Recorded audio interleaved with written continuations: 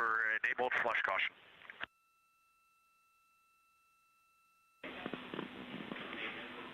Yeah, go ahead.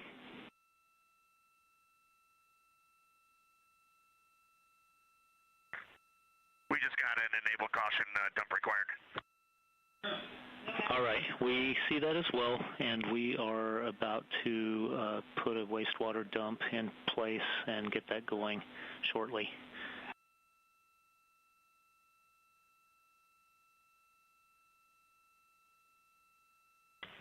Okay, sounds good. And do you have the bandwidth for an HHP quick cabin view of the egress wall for the post DFTO cleanup? We are checking, and just to make sure we're on the same page, so after this use, stand down from toilet ops until we get that dump done and let you know.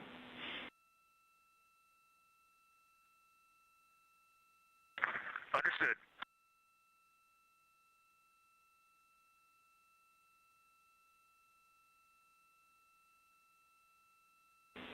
Yes, we can take the HHP cam.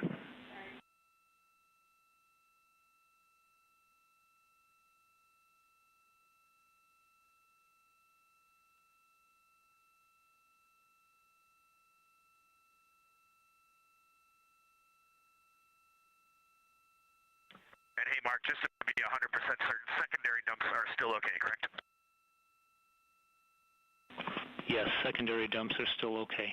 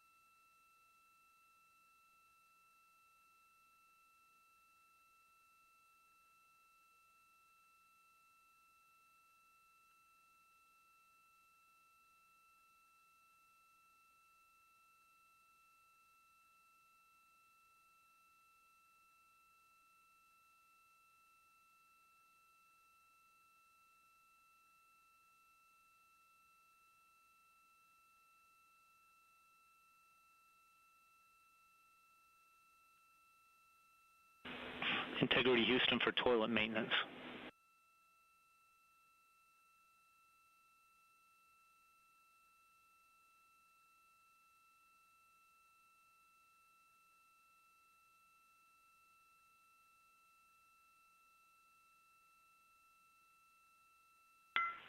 Go ahead. Yeah, some good news. Since we've had pretty low usage on the toilet, the oxone change-out is not required, so those steps can be skipped in that today.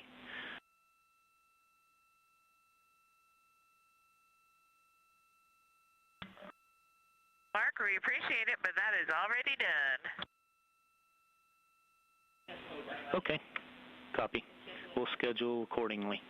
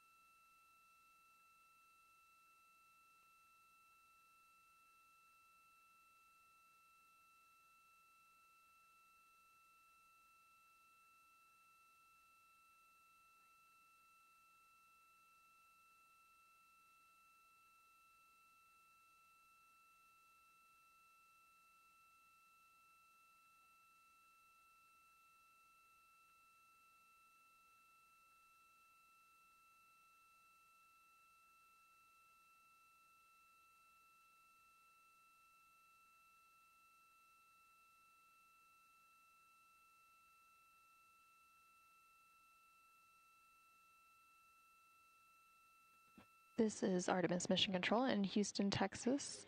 We are currently 4 days, 4 hours, and 53 minutes into the Artemis II mission following a liftoff from NASA's Kennedy Space Center in Florida on April 1st at 5:35 p.m. Central, 6:35 p.m. Eastern Time. On your screen, on the left-hand side, you can see a view of the Artemis Real-Time Orbit website, which provides real-time data and telemetry updates from the Orion spacecraft, especially when we don't have live views coming from the cameras on the spacecraft itself. And in the bottom right-hand corner, you can see a view of... Integrity Houston, we show ourselves an attitude for the opportunistic science, and we'll be there for about the next 15 minutes.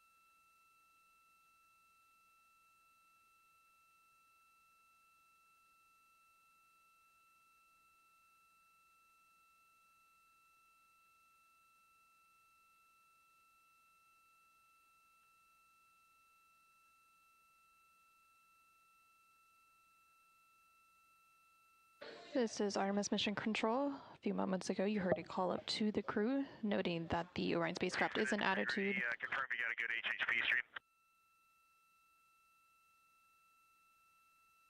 stream. We are working it now. So not yet.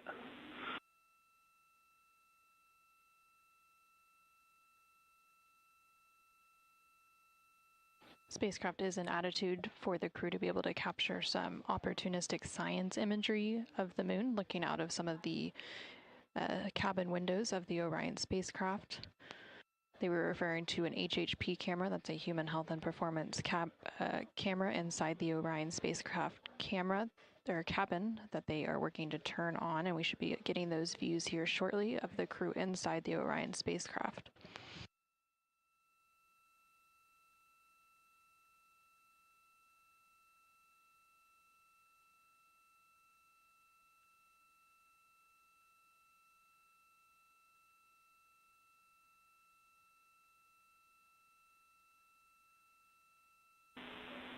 Okay, Reed, finally that cleared up, and now we have a good image inside the cabin.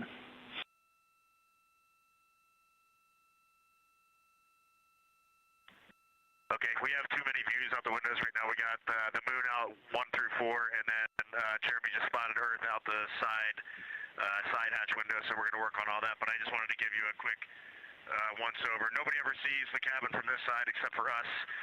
So I got the camera over on the side hatch side. You can see the Eagles wall there.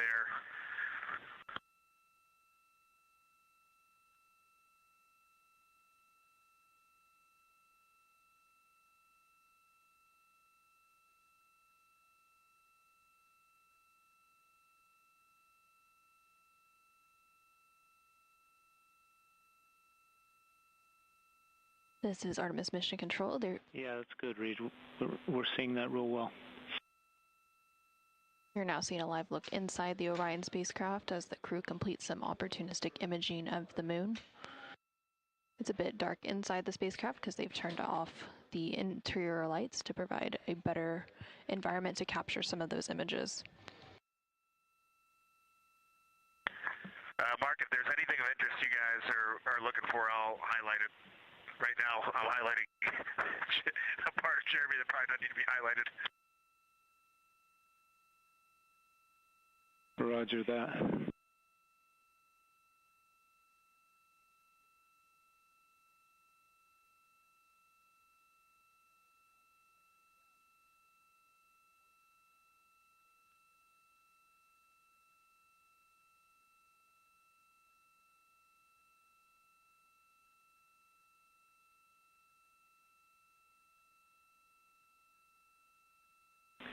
Could we ask for a slow pan of the port wall, the lap, and the food warmer area? Haven't really seen much of that yet.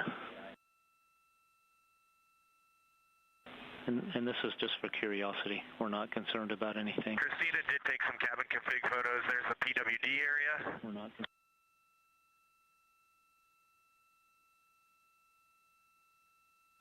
There's the food warmer galley area. Maybe you can see the bungee jail there. I don't know if it's too dark or not.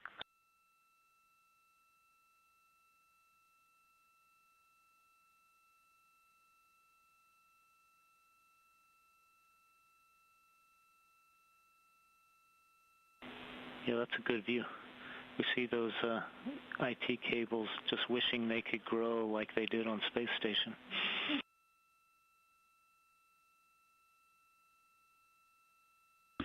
I just spent about 45 minutes tucking all that stuff down and running power cables for the lunar flyby tomorrow, so it looks a lot better than it did 2 hours ago.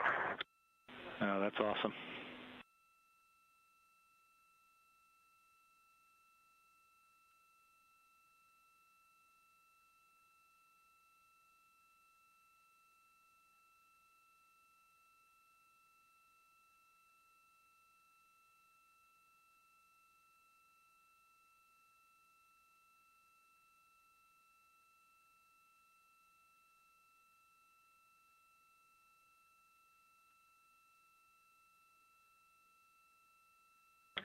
All right, Mark, with that, I'm going to stop the feed, and I'm going to go look at the moon for a minute.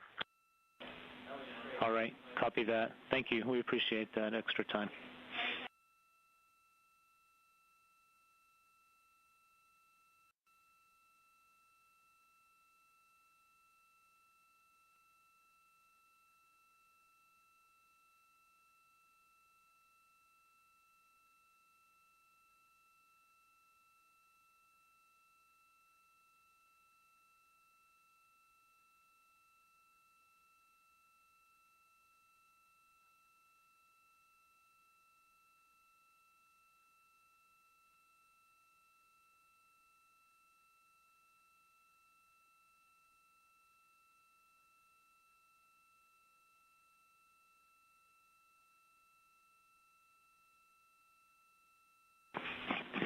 and integrity post-burn reconfig is complete.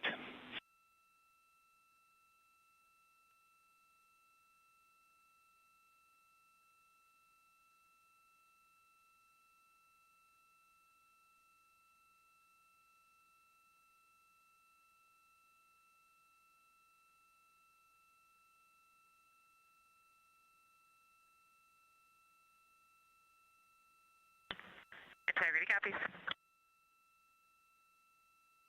This is Artemis Mission Control. The crew is currently completing some opportunistic lunar science imagery where the Orion spacecraft was maneuvered into an attitude in order to be able to complete that imagery. And there on your screen, you are seeing a live look outside of the Orion spacecraft. This is coming to you from one of the solar array wing cameras.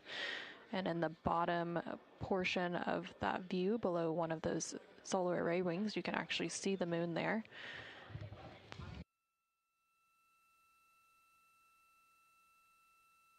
Later today, the Orion spacecraft and its crew will reach another important milestone when it enters the lunar sphere of influence, which is when the gravitational forces of the moon will be stronger than that of Earth.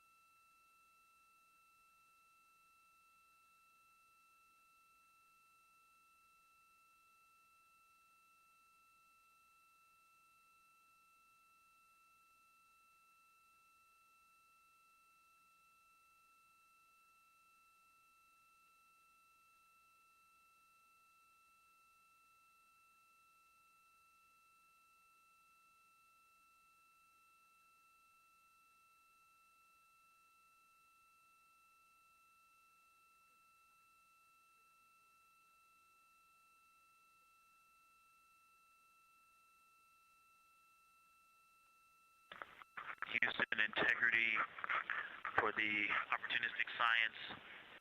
The images are complete. The view that we have now, the most striking things are the size of the moon and the detail that we can see with the naked eye. It is almost a full moon, maybe about 10% on the western limb is in the terminator, and you can really see variations in terrain. There's clearly some large elevation changes on the western edge that's at the terminator area. The view that we have now at the center is Grimaldi. It's almost dead center. It's just slightly south of center. And Orion tall is not quite an orthogonal view, but we're able to really see into it, and you're starting to be able to differentiate the colors that are not the differences in the gray that are down in there. Like there's a dark gray V on the bottom, and then a light gray V on the top in the center of Orion tall. And the lighter gray actually matches the rings that are out to the northeast, and the dark gray V in the bottom matches the part of the ring that's very easily visible in the southwest.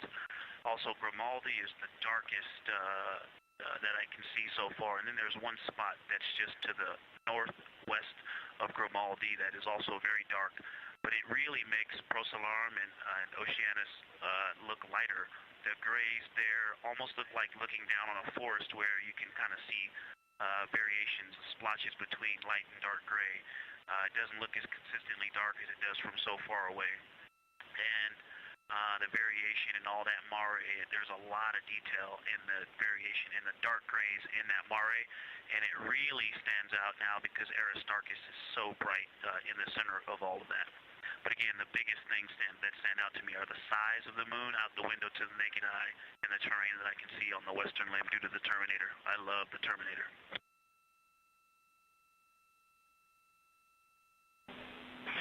That's awesome, Victor. Really good description. It's easy to imagine what you're looking at. Thank you for that.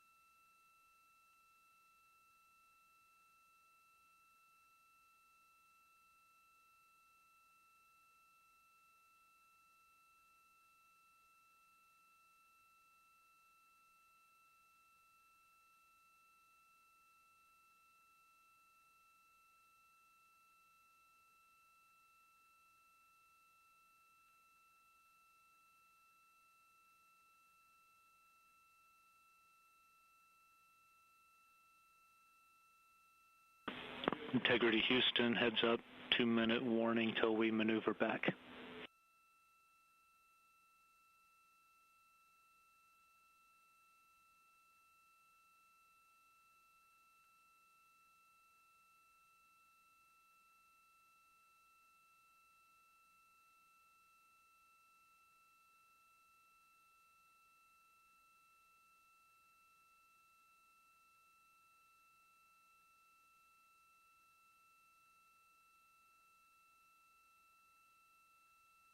This is Artemis Mission Control. We just heard some communication there between NASA astronaut Victor Glover, who is the pilot on board the Orion spacecraft, as the crew is completing some opportunistic science imagery of the moon, and they were providing some of that science description down to the team here in Mission Control Houston.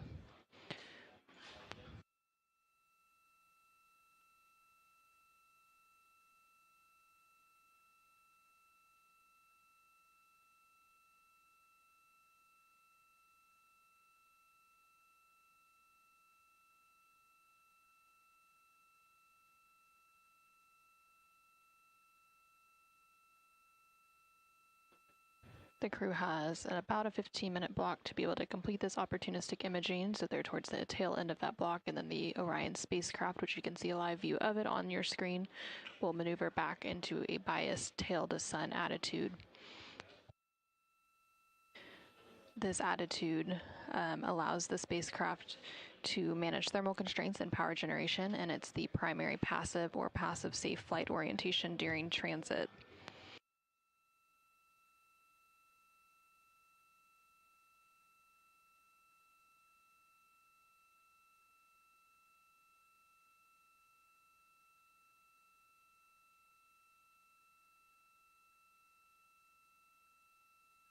And there you can see that attitude maneuver now taking place to move back into that biased tail descent attitude with the moon in the lower corner of the screen. I'm not asking you to break any analysis, but if you could give us 3 more minutes in this attitude, we would take it. We're just trying to wrap up some images, but we understand if you can't.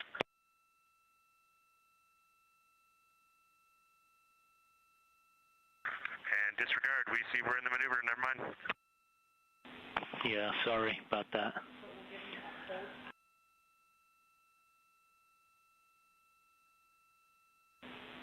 Could we make it up to you by getting you a little closer for tomorrow?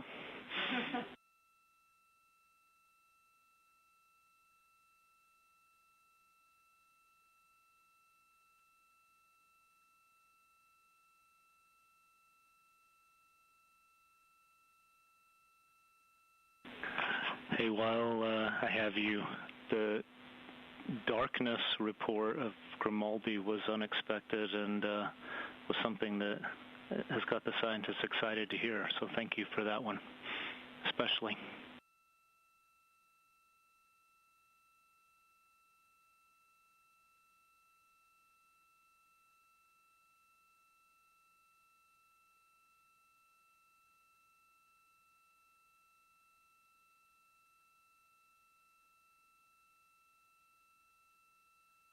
You are welcome.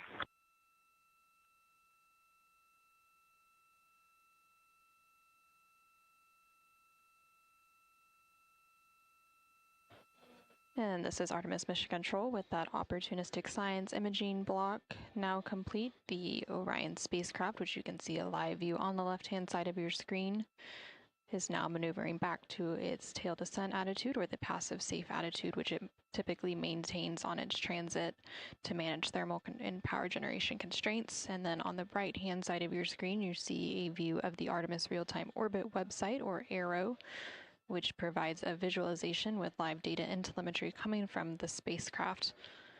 And so we are currently about 231,000 miles from the Earth, and the crew has about 41,000 miles separating them and the spacecraft from the moon. The crew on board the Orion spacecraft is expected to make their lunar close approach and their lunar flyby observation period tomorrow during flight day 6.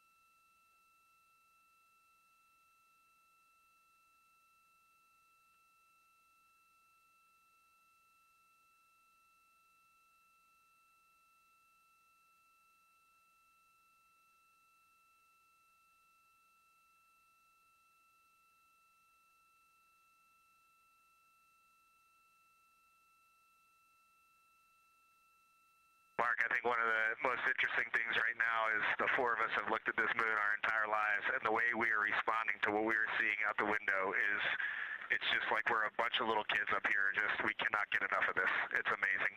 Thank you for the privilege. Thank you for sharing that special perspective you have with all of us back here.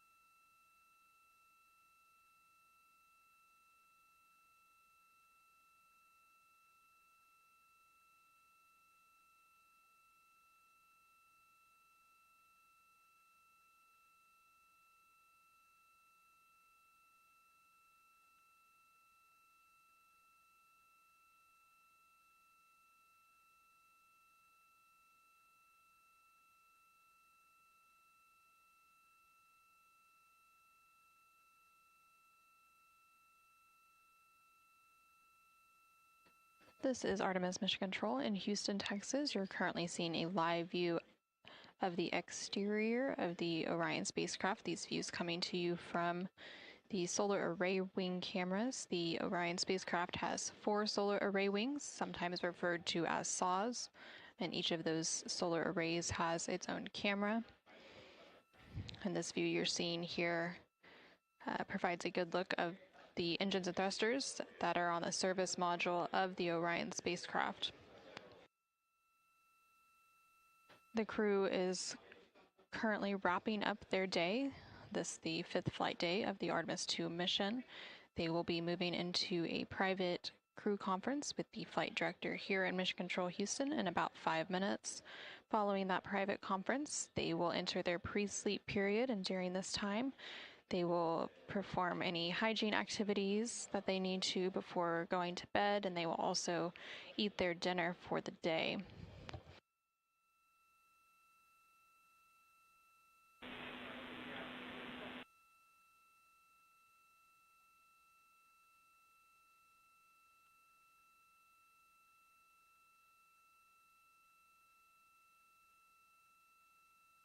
Some of the items on the cruise menu for dinner this evening include cashew chicken curry, pickled beets, vegetable casserole,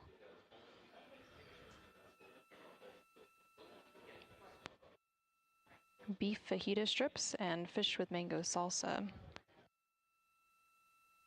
Ahead of any mission, the assigned crews typically work with the Space Food Systems Laboratory here in Houston, Texas, to taste the variety of space food options available and pick some of the items that they would like to eat during their mission.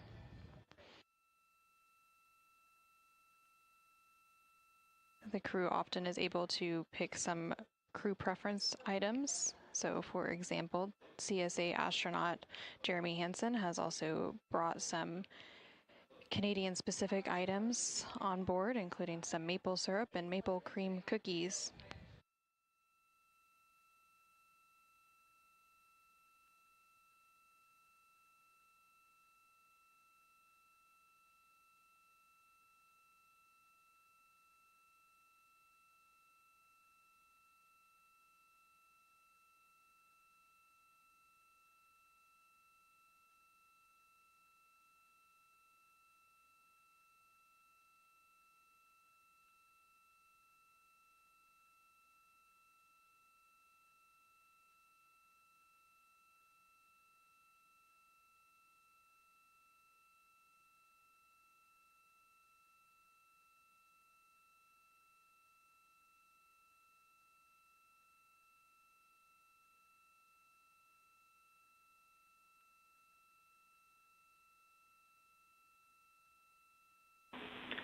Integrity Houston, be advised that we're getting a little bit of Radicom.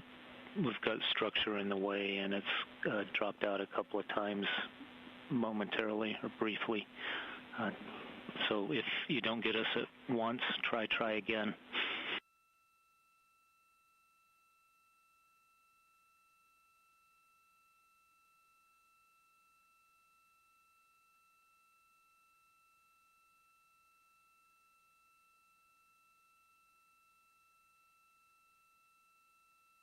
Copy that, Houston.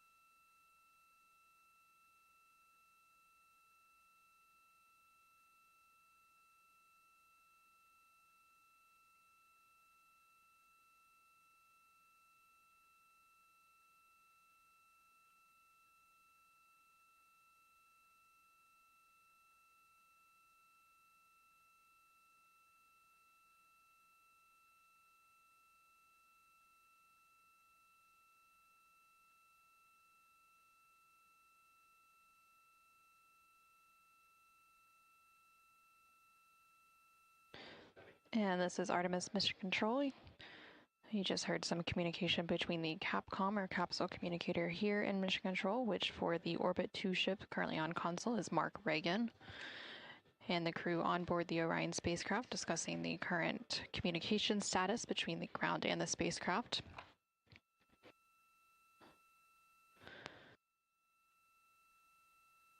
The crew is about to enter into a private conference between them and the flight director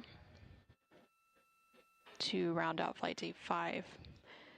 The crew typically has a private flight director conference at the end of each day, and the flight director currently on console for Orbit 2 is Diane Daly.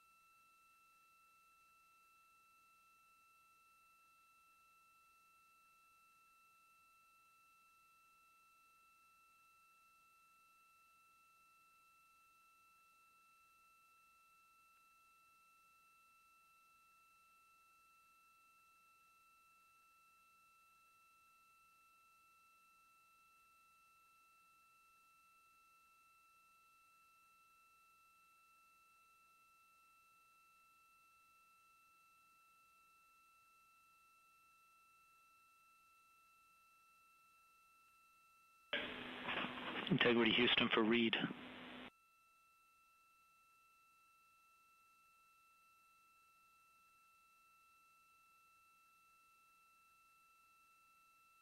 Go ahead, Mark.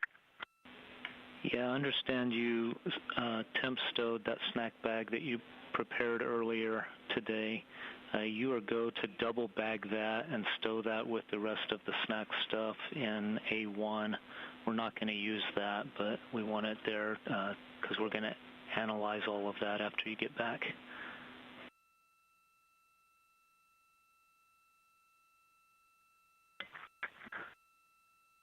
Maybe knowing that a few hours ago would help me not finish drinking that snack. Or that. You could do it that way.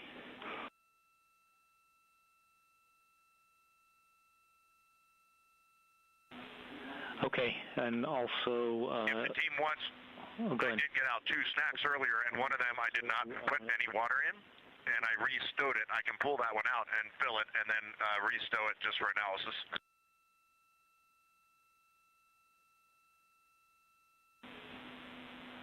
Not required. It's good in the config it is. And then also we have OE2 privatized for your conference, and you guys are welcome to meet Resolute Flight over there when you're ready.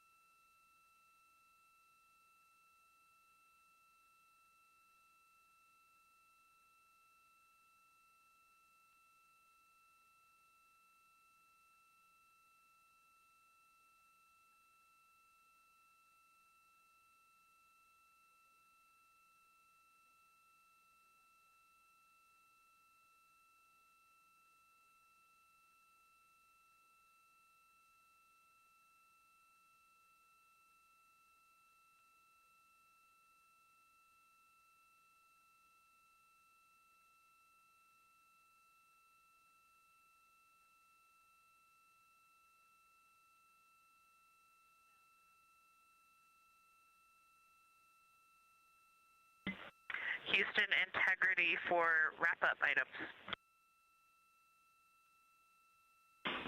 Go ahead, Christina.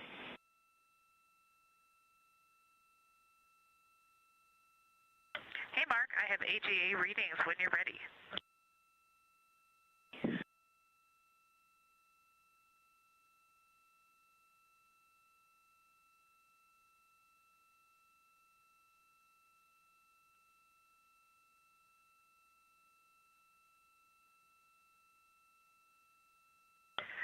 Okay, when we turned on the AGA this time, we did have two alarms. One said for HCN, it was like a read error. I don't remember the exact verbiage. That was transient. It went away after just a couple seconds and then read off-scale low. Then we had the expected high oxygen alarm. Other values, CO2 3.1, oxygen 26.6, temperature 75, pressure 10.45.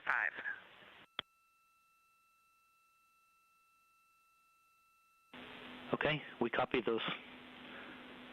Do you have more stuff for us? And for the docking camera, we will be completing that activity shortly. Okay, awesome.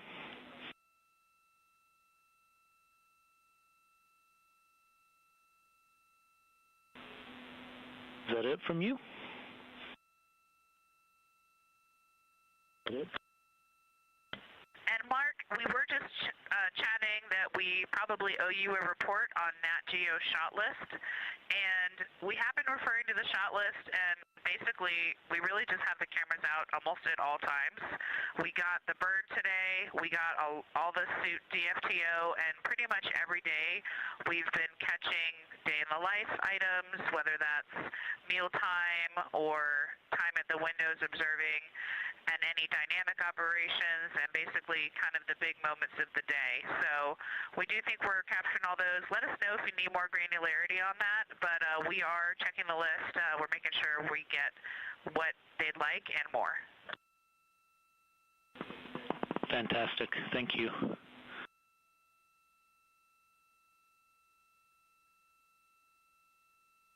That's all we had. Anything from y'all? Yeah, just the one thing. We are about to start that wastewater dump momentarily, and I know it's pre-sleep time, but it will take any observations if you have them.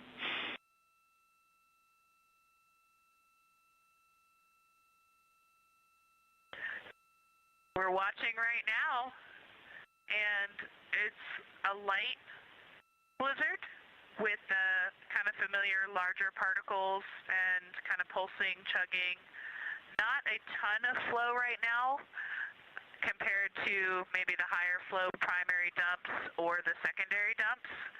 But yeah, we're seeing something out there. We're seeing some kind of snowstorm. Okay, copy. Thank you for the observation.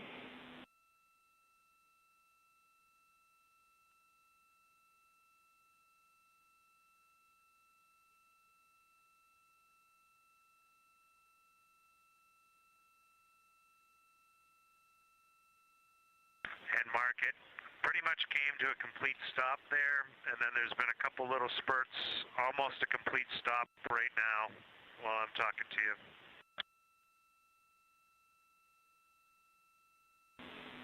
Copy, Jeremy.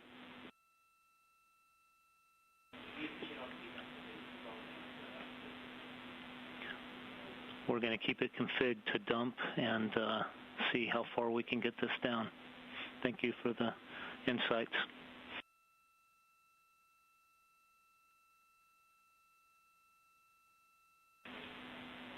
And if you do need to use the toilet, just give us a call.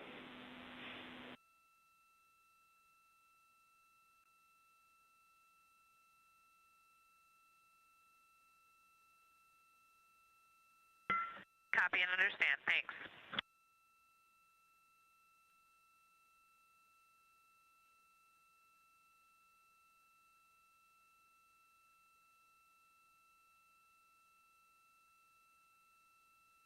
This is Artemis Mission Control in Houston, Texas. We heard some reports from the crew on board the Orion spacecraft. Seeing a live view of that spacecraft on the left-hand side of your screen. Specifically calling down was NASA astronaut Christina Cook, who is one of the mission specialists for the Artemis II mission. They were providing some final updates for the remaining tasks on their timeline for Flight Day 5. They provided some AGA, or anomaly gas analyzer, readings. These readings are provided periodically to provide an update of any trace contaminants and also levels of things such as carbon dioxide in the cabin of the Orion spacecraft. They also provided an update on the docking camera installation. This is another task that is completed pretty regularly, especially ahead of the crew sleep period coming up. And then they also provided some updates on the imagery capture for activities related to a National Geographic documentary. And then we're seeing flurries out the window now, and it's slightly increasing, just started. Okay, that's good news. And Jeremy, we got one go back. If you could tell us where the images are from the day, we have good comm and to downlink that stuff right now.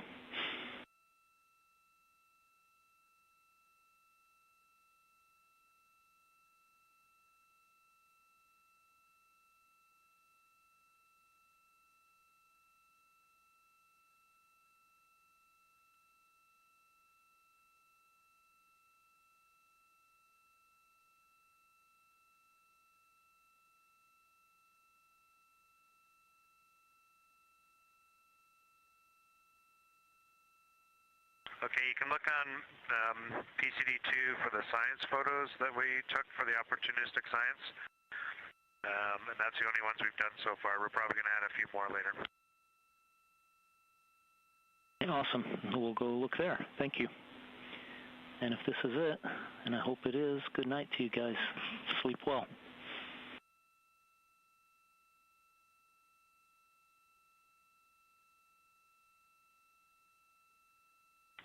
Good night to you too. We had a great day.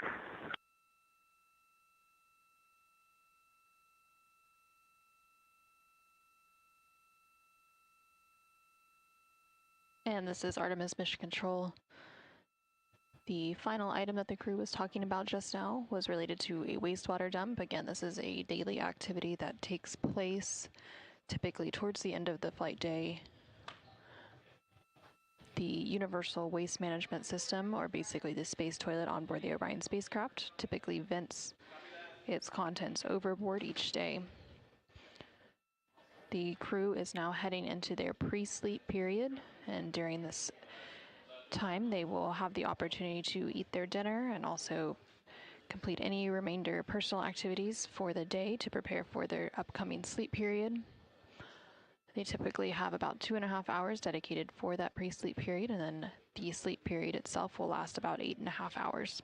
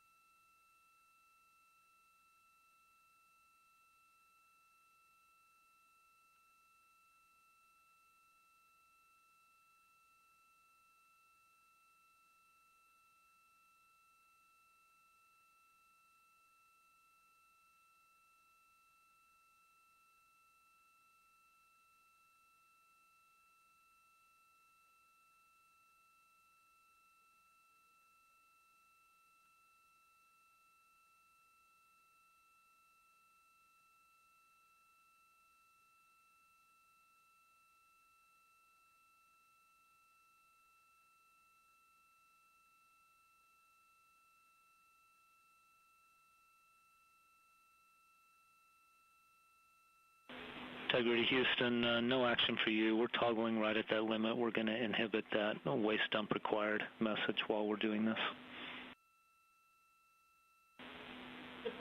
Suppress that message. Okay, makes sense to us. Thanks.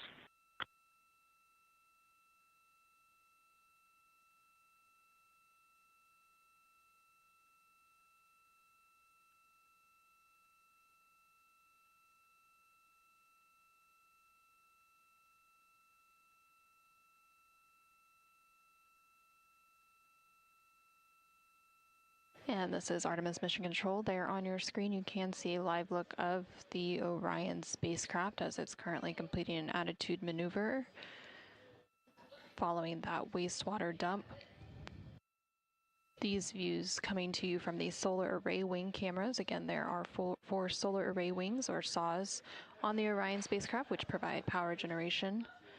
And each of those solar array wings has a camera mounted to it, and it provides some of these live views that you've been seeing throughout the mission.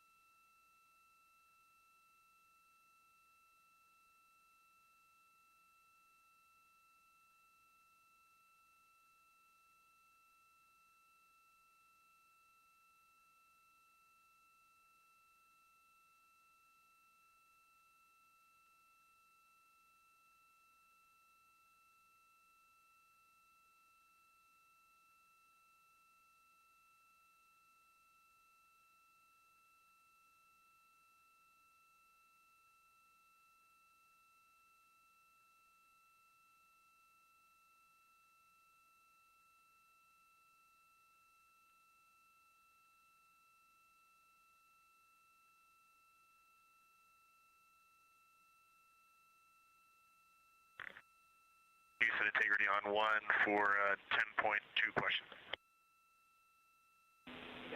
Go ahead.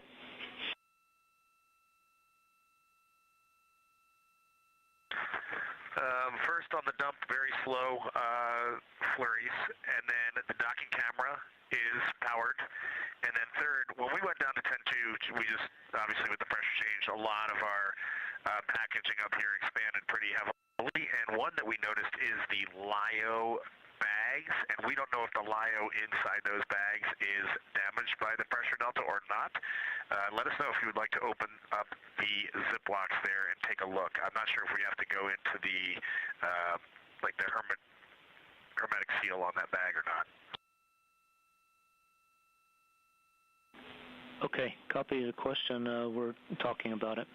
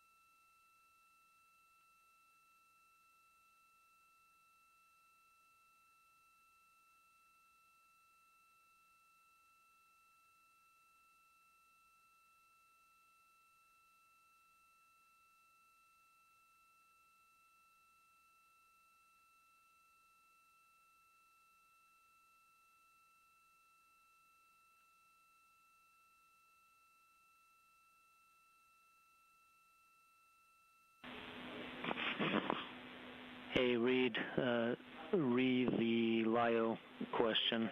Nobody seems too concerned about that right now, but it is going to take a little while to talk to the MER and get a better answer than that. Would you like that called up tonight if we get that tonight, or would you rather just wait and hear it in the morning?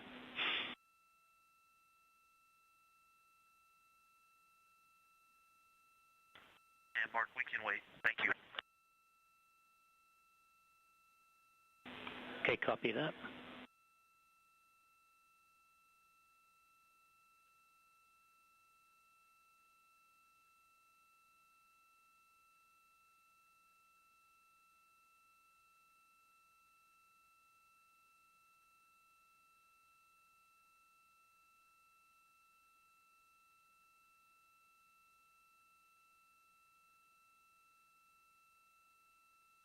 This is Artemis Mission Control in Houston, Texas. We recently received confirmation that the Orion spacecraft and its crew have officially entered the lunar sphere of influence. That milestone taking place at a mission elapsed time of 4 days, 6 hours, 2 minutes, and 54 seconds into the Artemis II mission. By reaching this milestone, it means that the gravitational forces of the moon are now greater on the Orion spacecraft than that of Earth.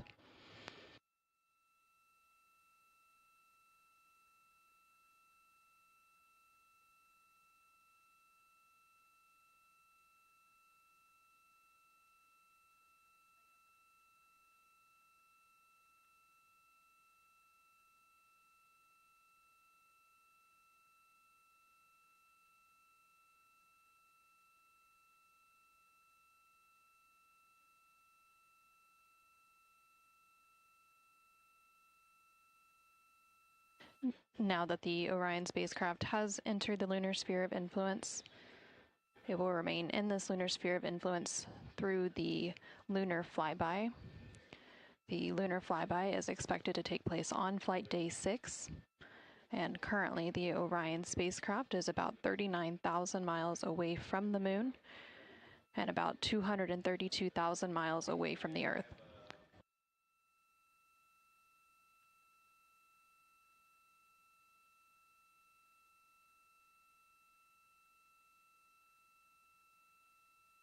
Houston integrity. There's now some photos on PCD3 in for downlink PAO flight day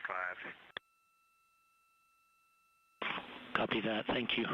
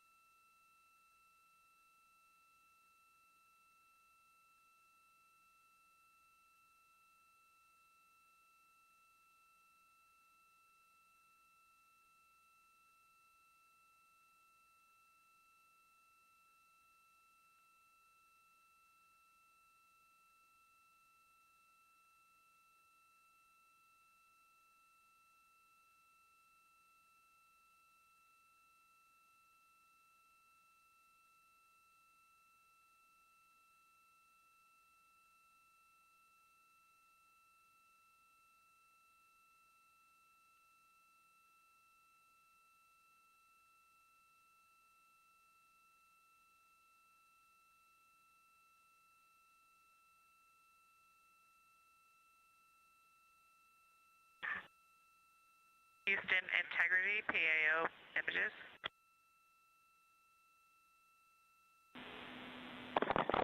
Go ahead, Christina.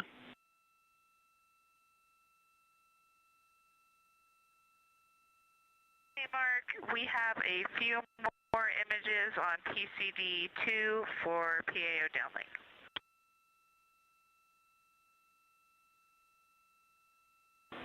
Okay, copy that.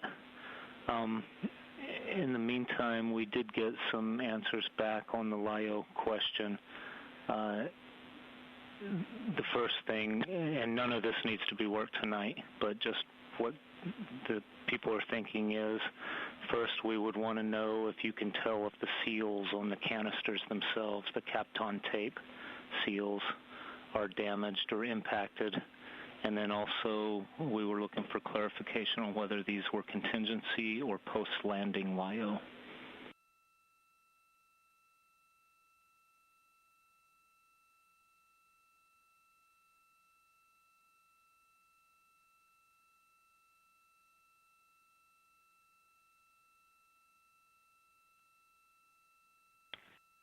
Hey, Mark, the ones that we can see that are very poofy are post-landing. Our assumption was that potentially others that might be packaged the same are that way. But the Kapton tape of the canister itself, obviously we'd have to open the bubble wrap to see.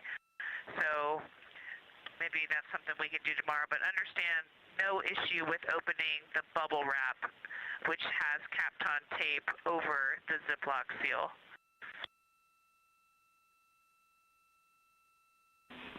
Right. And one more clarification, the bag is opaque, so we aren't able to see through it to determine anything about what's inside. Okay, we didn't understand that piece, but let's look at all of that tomorrow. In the meantime, if these things are so poofy that they're in your way and you just want to get them stowed, you have a go to vent them and make them their regular size.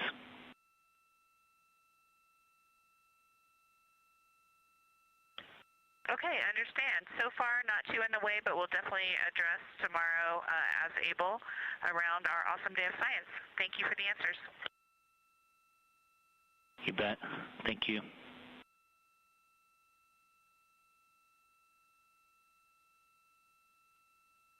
This is Artemis Mission Control in Houston, Texas. Currently on your screen on the left-hand side, you're seeing a live view of the Orion spacecraft. And on the right-hand side, you can see inside Mission Control here in Houston, specifically the CAPCOM, or Capsule Communicator Console, and the Flight Director Console.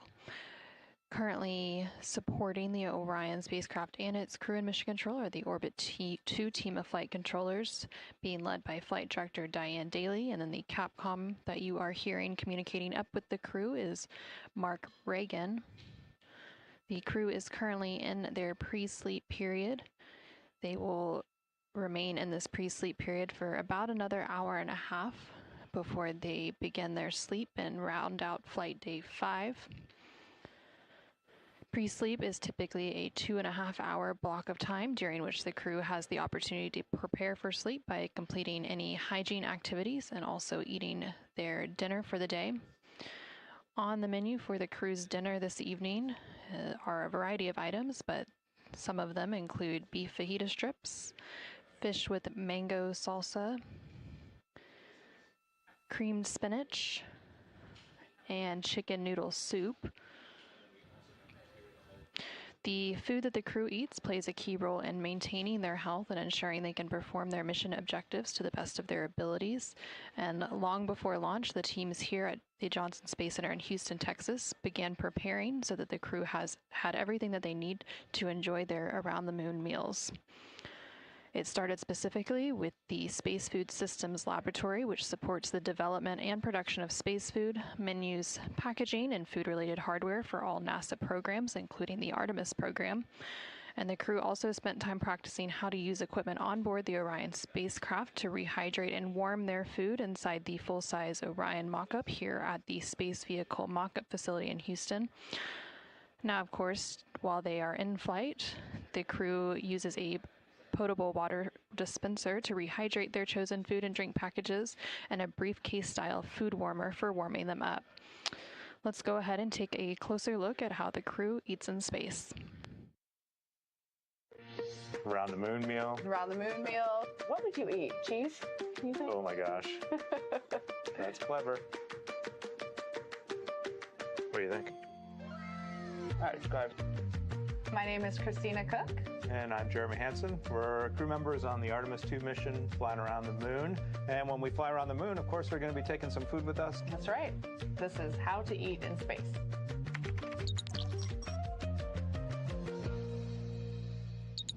Here we are in what we call our food lab at NASA Johnson Space Center. We come in here quite often to sample space food.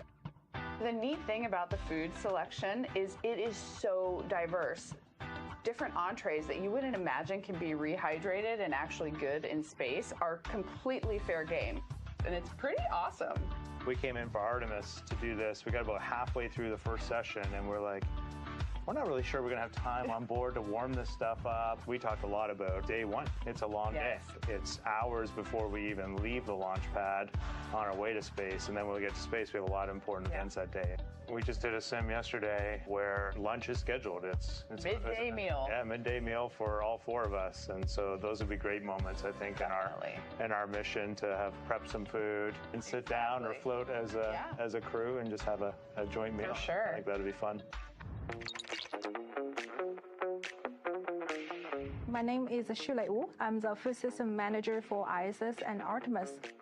The food lab at Johnson Space Center, that's where we make and package most of the space food, and also where we will be making all the food for the Artemis missions.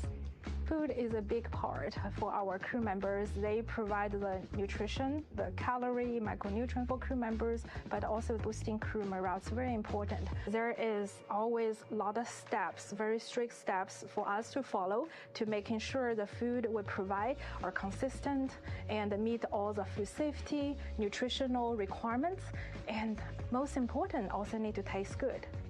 The other strategy is always promote the variety because everybody's food preference can be very different. Therefore, the more variety we can have, the better to meet the needs of the astronaut group. They bring out these little tiny samples of each food, and you're like, oh my gosh, I thought we were having lunch. And then by the end, there's so many space foods, and every time you leave, you're like, I am so full. I'm so full, I'm in pain. And you just rate them like, I love this, I don't want to eat it, I'd eat it if you tell me I need it.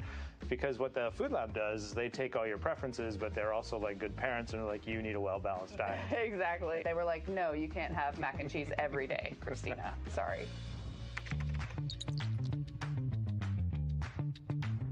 I'm Wyeth McKinley. I'm a flight controller and a crew instructor for Artemis II. We're here at the Space Vehicle Mock-Up Facility at Johnson Space Center. We're inside the Orion mock-up where we perform crew training for the Artemis II mission. On the Orion vehicle, crew is able to heat up their food using our briefcase-style food warmer. The food is held in contact with the central heater plate by these springs so that it can warm up and they can have a delicious meal. Much of the food and drink that's on Orion is rehydratable. And so crew at our potable water dispenser will fill up their food and drink, and then at that point, you go ahead and pop it into your food warmer. I'm kind of envisioning there's maybe one person putting the stuff in and out, kind of tossing it out to everyone as it's done. Or maybe if we're not scheduled together, you're just on your own over there, popping some things in. Or maybe just in your 2 minutes of free time between things, you're kind of getting it ready so it has time to warm up. We'll see. Eating together really resonates with me. I think it's just a human thing to break bread together and to enjoy that necessary thing you have to do, the thing you should be grateful for. And so doing that as a group, as a family, has always been meaningful for me. Absolutely. It represents togetherness and something a little out of the ordinary. You don't necessarily get to have those meals with everybody in your life, but if you are sharing a meal, especially if you're sharing breakfast, lunch, and dinner with a group of people, that means something. It's like a camping trip.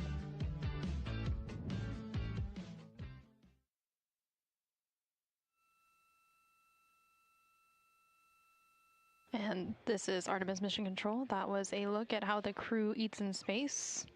The crew is currently in their pre-sleep period, during which they have the opportunity to eat their dinner and also complete any hygiene activities in preparation for going to sleep. Once they enter that sleep period, it's about an 8.5-hour period of time, and then that will round out flight day 5. We're currently 4 days, 6 hours, and 36 minutes into the Artemis II mission, following a liftoff from NASA's Kennedy Space Center in Florida on April 1st at 5:35 p.m. Central, 6:35 p.m. Eastern. And you are currently seeing a live view of the Orion spacecraft as it makes its way to the moon. It's expected to make its lunar flyby and close approach tomorrow on flight day 6. The Orion spacecraft did recently enter the lunar sphere of influence. That milestone took place around 11:37 p.m. Central Time, 12:37 a.m. Eastern Time, and it marked the milestone of when the Orion spacecraft was being influenced by the gravitational forces of the moon versus that of Earth.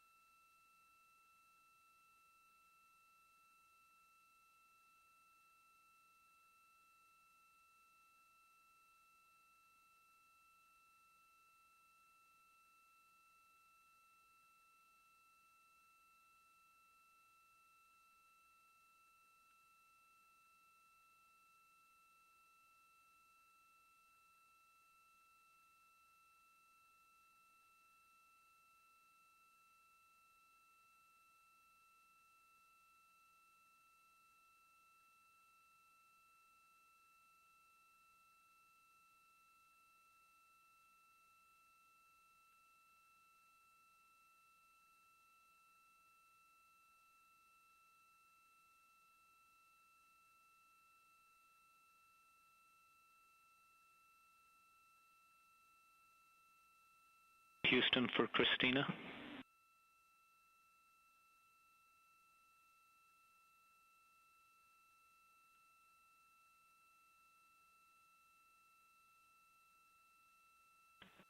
Go ahead. Here we have some general toilet info for you guys. We are about to terminate the wastewater dump because we have some docking camera objectives happening. We do have enough ullage for one more use. So anytime between this termination here shortly and 9:20, which is when we'll resume dumping again, one more use can happen.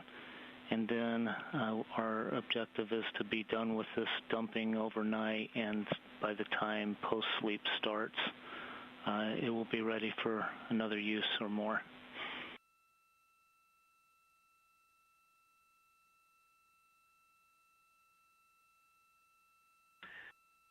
Okay, thank you so much for that insight, Mark. We've been watching the light snowstorm outside. We see the quantity coming down a little bit. And just to make sure I have the time correct, it was 09:20, and that's an MET today, correct? Yes, that's correct.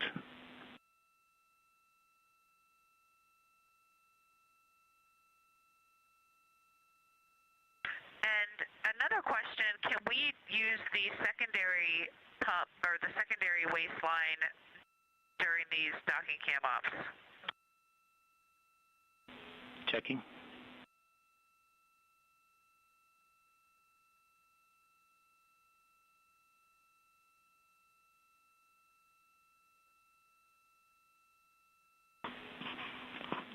How about this? If we can avoid it before that time, that's great. If you need to use it, you need to use it.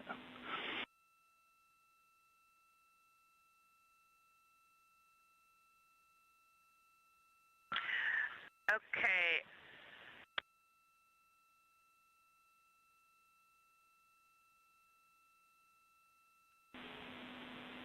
And you go to dump now if you need to as well. That we're asking is, can we use the toilet if it is for fecal and not urine?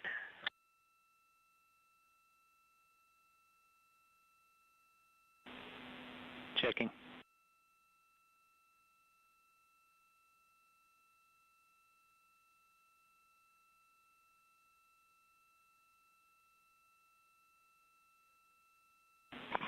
No constraints on fecal use.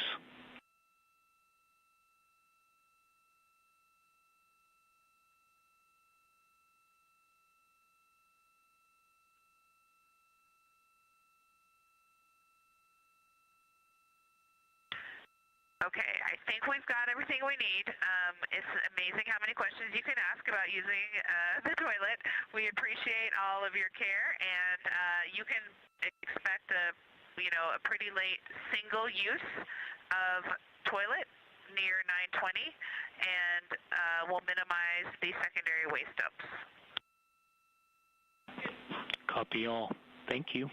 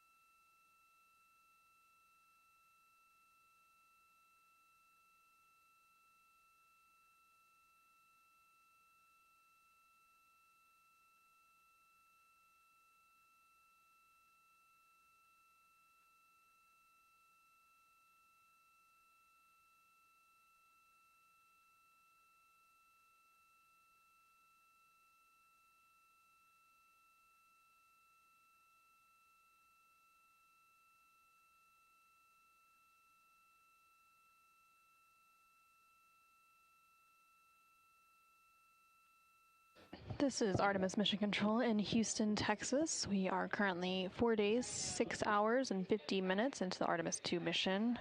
Currently on your screen on the left-hand side, you can see a live look of the Orion spacecraft. as it makes its approach towards the moon. This view coming to you from one of the cameras on the solar array wings. And then on the right-hand side, you can see a view of the Artemis Real-Time Orbit website, which provides updates on the real-time data and telemetry from the Orion spacecraft. And you can track this website at nasa.gov/trackartemis. Currently, the Orion spacecraft is about 233,000 miles away from Earth and about 38,000 miles away from the moon. We just heard some conversations between the crew, specifically NASA astronaut Christina Cook, currently on board the Orion spacecraft named Integrity, and the Capcom, or capsule communicator here in Mission Control, Mark Reagan. They were discussing a recent wastewater dump. These typically take place towards the end of each day. And the Universal Waste Management System on board the Orion spacecraft is basically the space toilet, and it has to empty out the urine tank each day, and it's vented overboard. The crew is currently in their pre-sleep period. They have a little more than an hour remaining in that pre-sleep period before they enter into their sleep period to round out flight day 5. Throughout the day, the crew has completed a variety of activities. They spent most of the first half of their day focused on a Orion Crew Survival System Suit developmental flight test objective. During this test objective, the crew members donned or put on their OX suits, which are those orange pressurized suits that they wear during various dynamic events, such as launch and re-entry. They then worked to get seated, and they also completed several different tasks. This developmental flight test objective did end up taking a little bit longer than expected, so they didn't complete all of the objectives. And then they moved into their midday meal, or their lunch period, and then afterwards they focused mainly on the outbound trajectory correction burn 3. This ended up being a 17.2 second burn to fine-tune the path of the Orion spacecraft as it continues to make its journey around the moon. This was the first trajectory correction burn that ended up being executed during this mission, as the first 2 outbound trajectory correction burns were canceled on flight days 3 and 4, as they were determined to not be needed due to the accuracy of the translunar injection burn, or TLI burn, which took place on flight day 2. Following that outbound trajectory correction burn, the crew then was able to do some opportunistic science imaging. So the Orion spacecraft was maneuvered into an attitude that allowed the crew to capture imagery of the moon from the windows in the Orion spacecraft cabin and provide some observations down to the science team here in Mission Control Houston. Following that opportunistic imaging, the crew just completed some final tasks for the day, and they had a private conference with the flight director here in Mission Control Houston. They typically have a private conference towards the end of every day to go over vehicle status and any other topics or questions that may be on their minds. They then entered their pre-sleep period, which is where they remain now, and during that pre-sleep period, they did officially enter the lunar sphere of influence, that milestone being passed a little under an hour ago at 11:37 p.m. Central Time, 12:37 a.m. Eastern Time.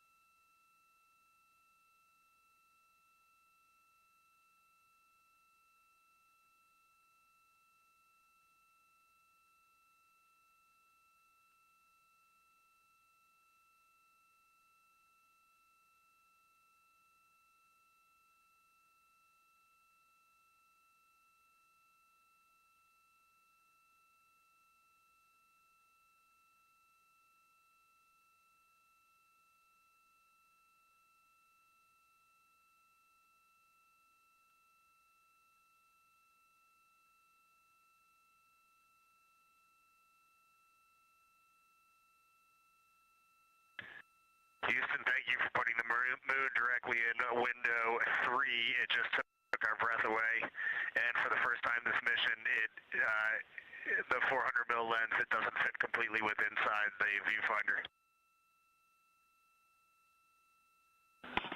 That's a pretty awesome milestone.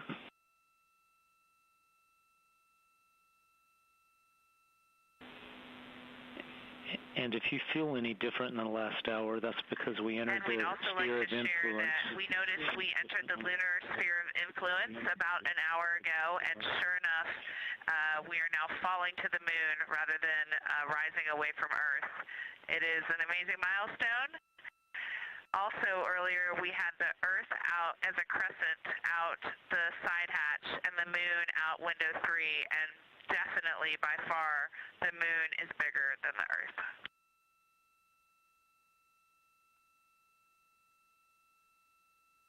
That's such a special perspective. Thank you for sharing that.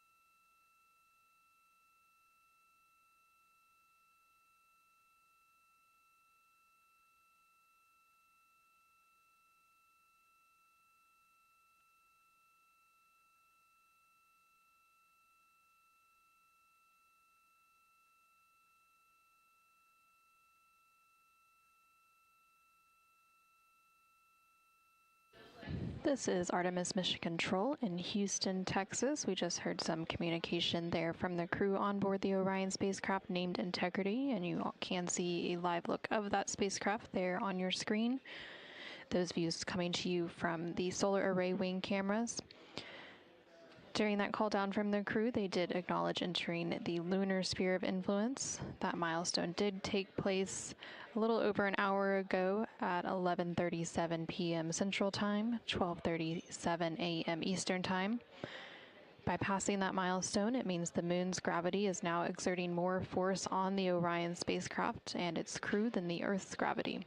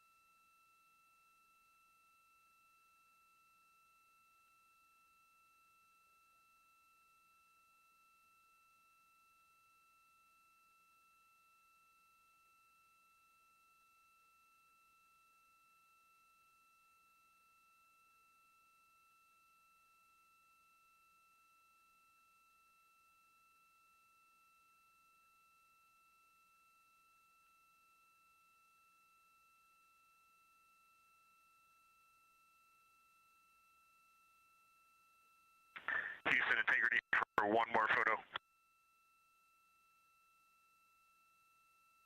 Go ahead.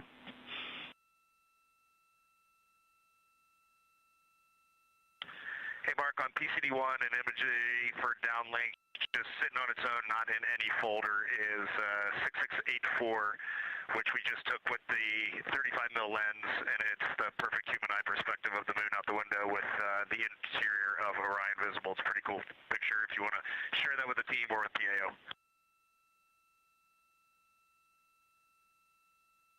We'll get that down right away. Thank you.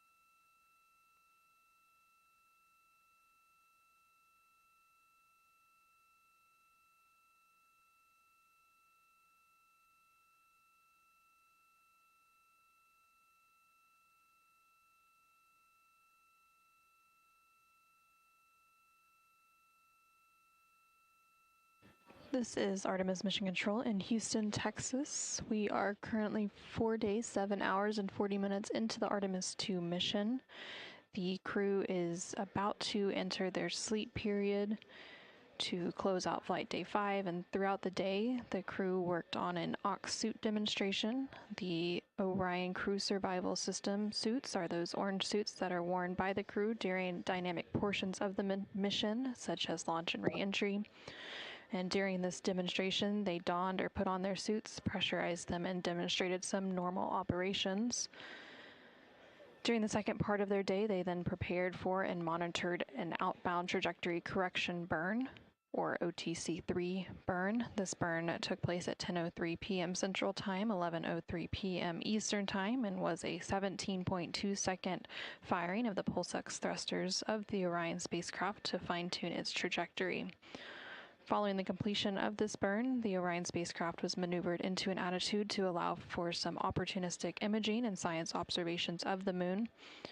And then the crew began to wind down for the day and entered their pre-sleep period, which they are currently in and about to enter their pre-sleep period. During the beginning of their pre-sleep period, the Orion spacecraft and its crew did officially enter the lunar sphere of influence at 11:37 p.m. Central Time, 12:37 a.m. Eastern Time, which means the moon's gravity is now exerting more force on the Orion spacecraft than the Earth's gravity. There on your screen on the left-hand side, you can see a live view of the Orion spacecraft.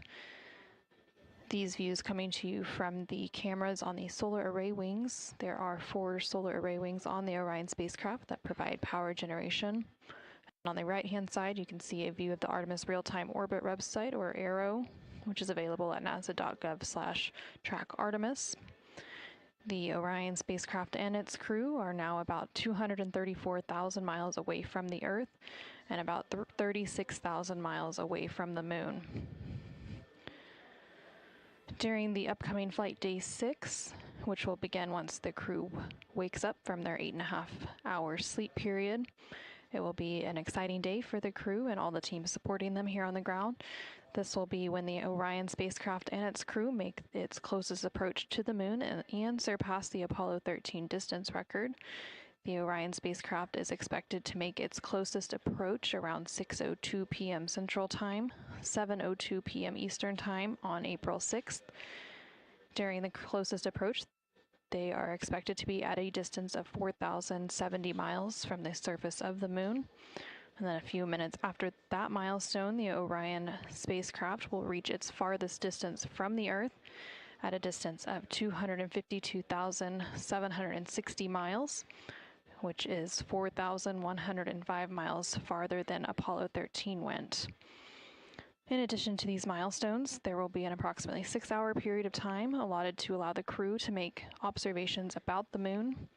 This is the lunar flyby observation period, and the crew's observations, handheld photography, and images from the Orion spacecraft will form the basis for scientific investigations into the moon's geological history, the lunar environment, and current processes such as new impacts. Again, all of this coming up on flight day 6, just around the corner.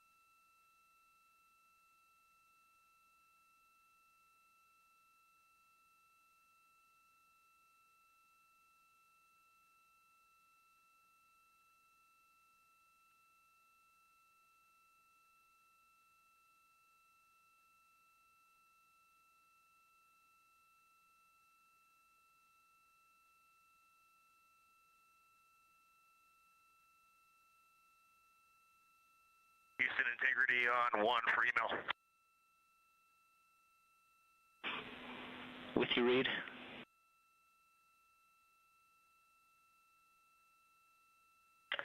Hey, Mark, as we have passed into the lunar sphere of gravitational influence, I think that fixed it. Huge thanks to the team down there as we head around the moon tomorrow. It is really great to be reunited with some family, and I appreciate all the effort that you all have put into it.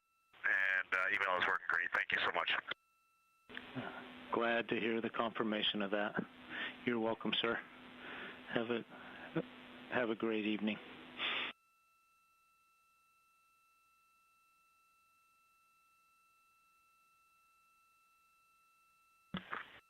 We will, and we are assuming that we can start doing secondary dumps at 9:30 MET. If that changes, please let us know, because we do plan to use that capability.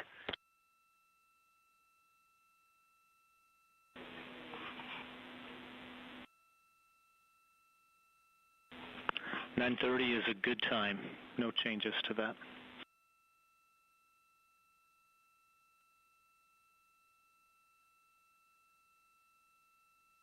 Okay, in that case, we're all studying our lunar targeting packages here. You can see the glow in everybody's eyes from the PCDs, and we're going to head off to slumber here soon. Thanks.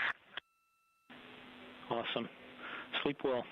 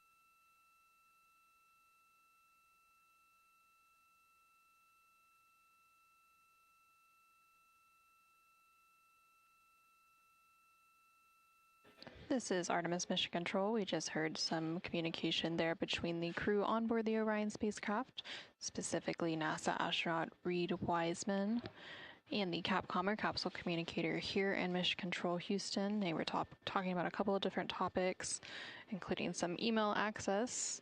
That access was being worked by the CDH position here in Mission Control. That stands for the Command and Data Handling console, which monitors various computers and aviotic subsystems on board the spacecraft and ensures the health and functionality of the spacecraft's electronic equipment.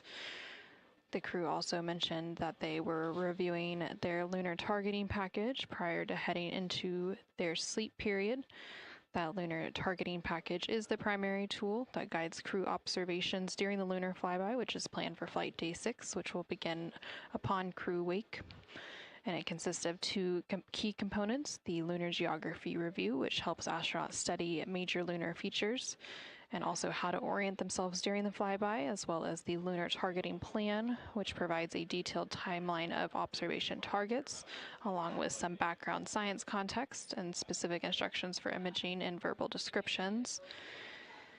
The Artemis II crew also trained with a Lunar Science Passport, which is a reference guide used on Earth to reinforce the recognition of key lunar features. And while it didn't fly with them, it did support the crew readiness in advance of the mission and the upcoming lunar flyby. The apparent size of the moon will change throughout the flyby. It will appear roughly like a basketball held at arm's length at closest approach. Again, we are expecting that lunar close approach to take place around 6:02 p.m. Central Time, 7:02 p.m. Eastern Time on April 6th. The closest approach will be at a distance of about 4,070 miles from the surface of the moon.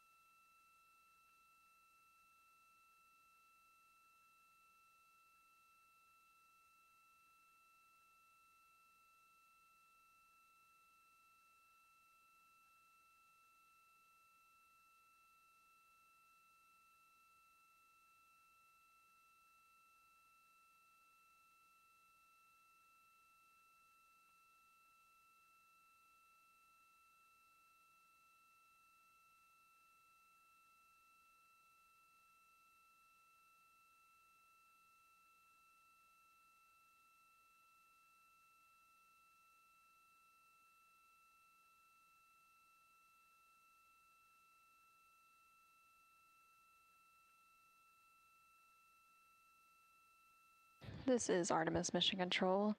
The view that you were previously seeing was coming from the docking camera on the Orion spacecraft. And now the view you are seeing here is coming from the solar array wings on the exterior of the Orion spacecraft. That view pointing down towards the service module. Specifically, you can see the thrusters at the base of the service module, those auxiliary thrusters along with the main engine there in the center.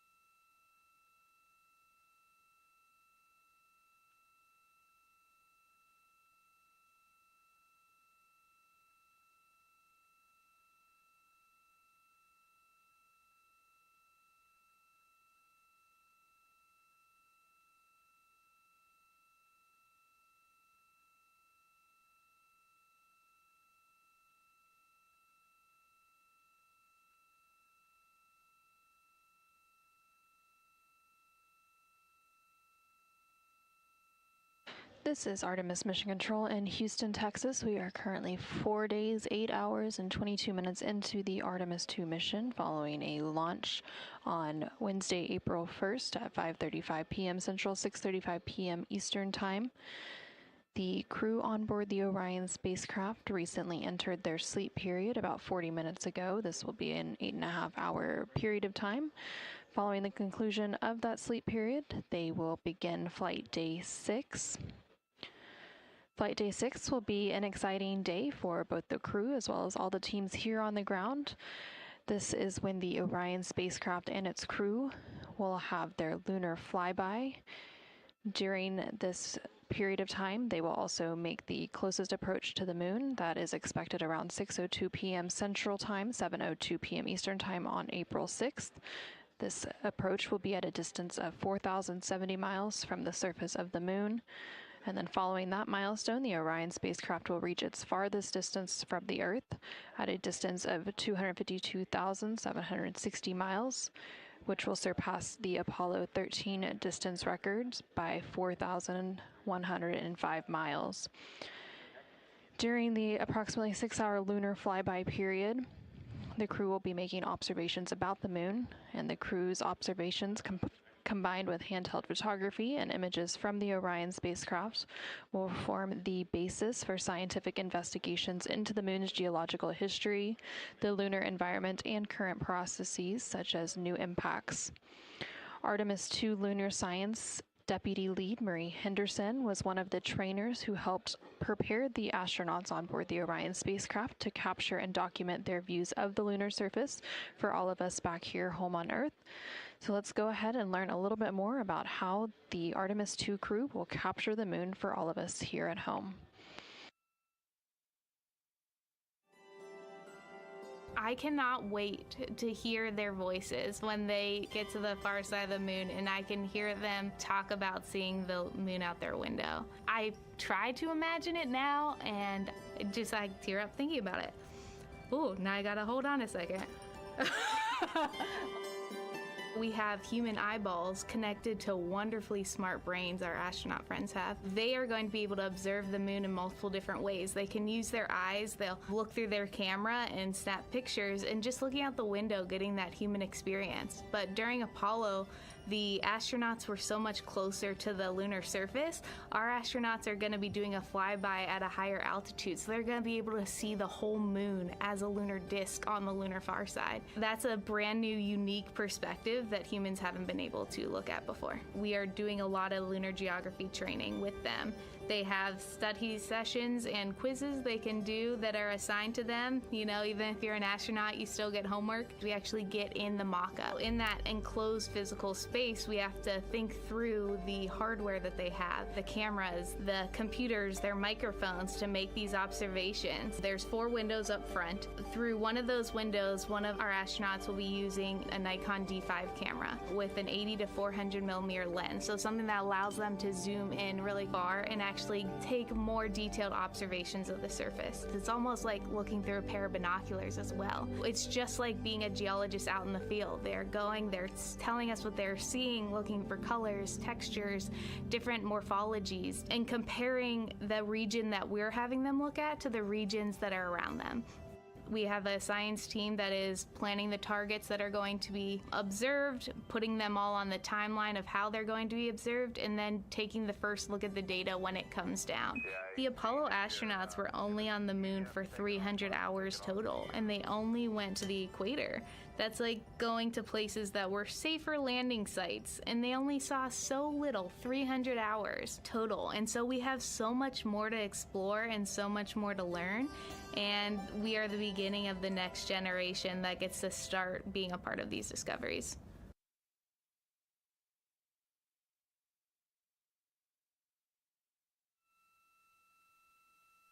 This is Artemis Mission Control. You're now seeing a view of the Artemis real-time orbit website as the Artemis spacecraft continues to make its way towards the moon. It entered the lunar sphere of influence a couple of hours ago at 11:37 p.m. Central Time, 12:37 a.m. Eastern Time. This milestone marked the moment when the moon's gravity started exerting more force on the Orion spacecraft and its crew than the Earth's gravity. The Orion spacecraft and its crew will remain in the lunar sphere of influence for the next couple of days, and it will officially exit the lunar sphere of influence on flight day 7. That view on your screen there, the left-hand side, is a view coming from the docking camera on the Orion spacecraft looking at the moon. And then on the right-hand side, again, is that visualization, which provides the data and telemetry coming down from the Orion spacecraft itself.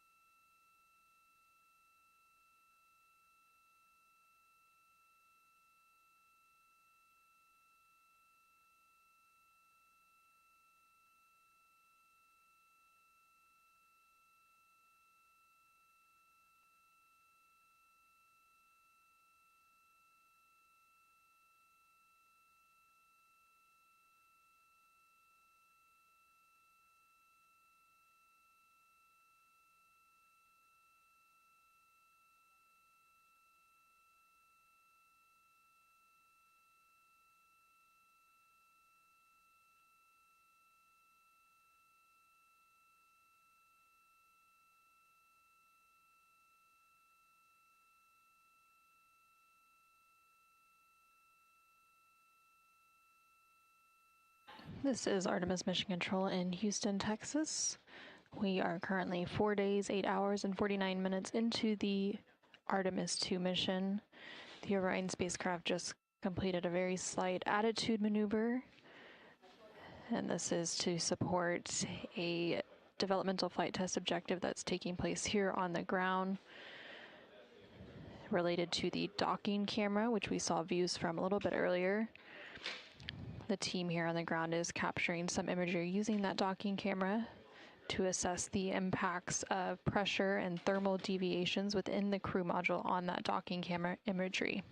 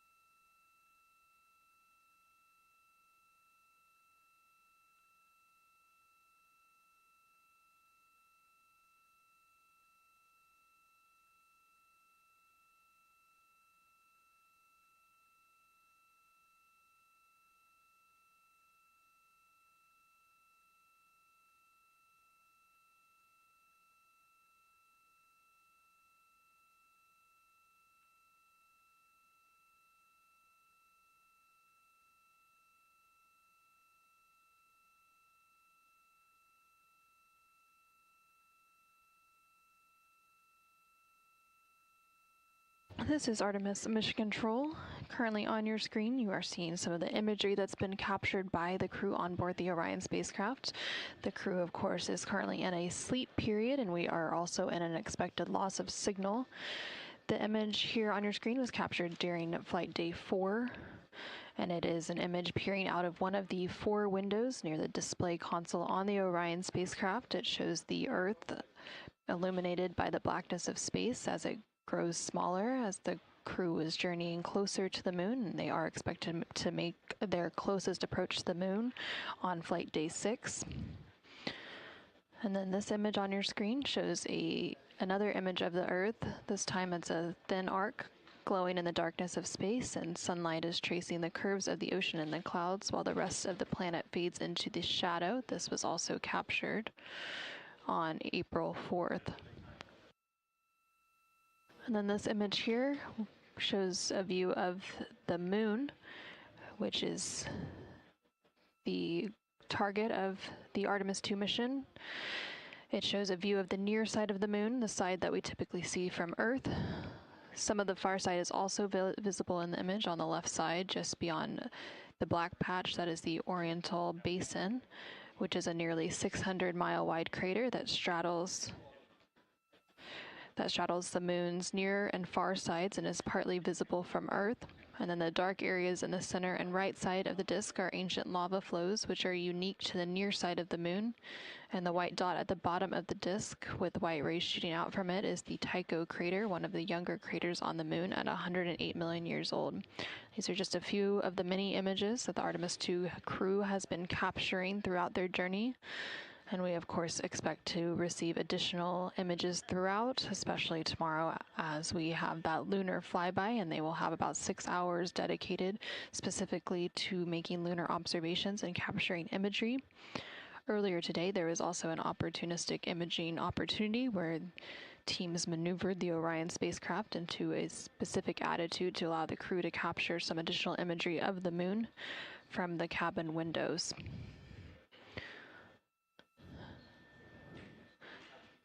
Again, this view on your screen is the Artemis Real-Time Orbit website, which provides live data and telemetry updates, especially when we don't have those live views from the Orion cameras itself.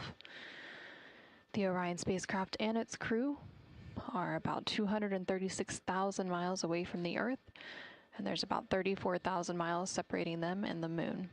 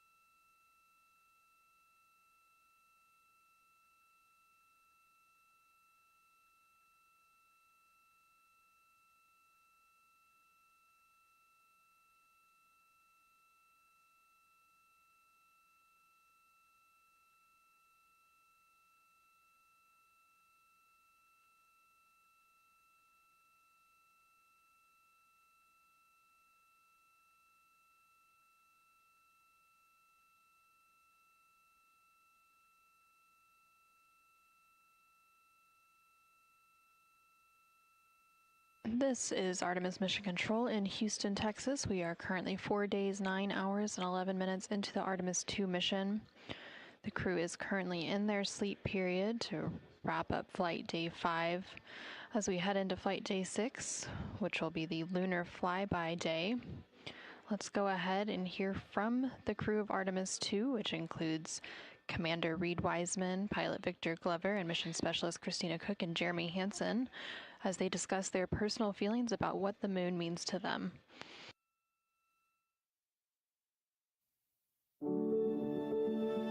The moon to me, it's the thing that connects me together with all the other humans in my life. I remember being a little kid lying in bed at night and just looking out at the moon in whatever phase it was in, and I was thinking, man, my friends that live like 20 miles away, they can probably look out and see that same exact moon. And then when I was in the Navy and I would look out at the moon and I'd be halfway around the planet, and I would think, man, my brother can see that moon where he is, and he's halfway around the planet from where I am. And it's a connection of life on Earth. We can all look up and see that moon. It represents history. It is a witness plate. Everything that's ever happened to the moon is still written on the moon. There's no processes of wind or change in the Earth, geologic processes like we have here that change it. And something that's been telling and can read out the story of its own evolution, there's something beautiful about that. I've also learned from my indigenous mentors that they refer to the moon as grandmother moon. So you've probably heard of Mother Earth. They use grandmother moon because grandmother moon is responsible for the water in their community. The grandmothers, sort of protect the water source, just like the moon moves the water around the planet, affects the tides. It's something that represents something different for each individual culture around the planet. And that's really neat because we all share that same moon in the night sky. We all have seen the same side of the moon in different lighting conditions our whole lives. And so it seems very familiar to us, but it's also kind of unknown. When we get up close, some of the imagery that we'll get to describe and to share with people will be very unique. And that nature, both of those things being true about this one entity that we all know, just is really special. It's just the epitome of a symbol of both something that's in each of our hearts, but that's also represents exploration and reaching.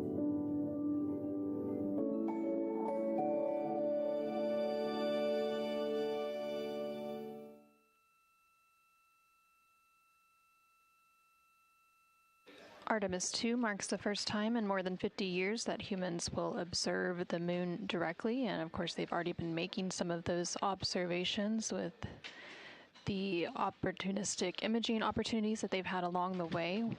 One of those just a few hours ago when they maneuvered the Orion spacecraft into an attitude that allowed the crew to capture and observe the moon out of the cabin windows on the Orion spacecraft. But by observing the moon directly with human eyes, it provides a critical opportunity to practice how lunar science will be conducted during future Artemis missions.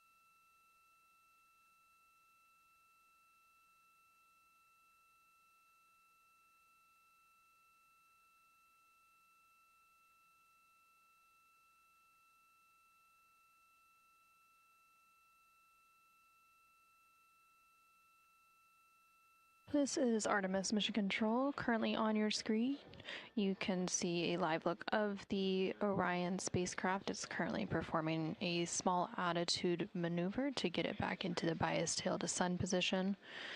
It had been previously maneuvered to allow the ground to complete a docking camera, a developmental flight test objective. The crew, prior to crew sleep, had turned on the docking camera, and this allowed the ground to capture some imagery using that docking camera to assess the impacts of pressure and thermal deviations within the Orion crew module on that docking camera imagery.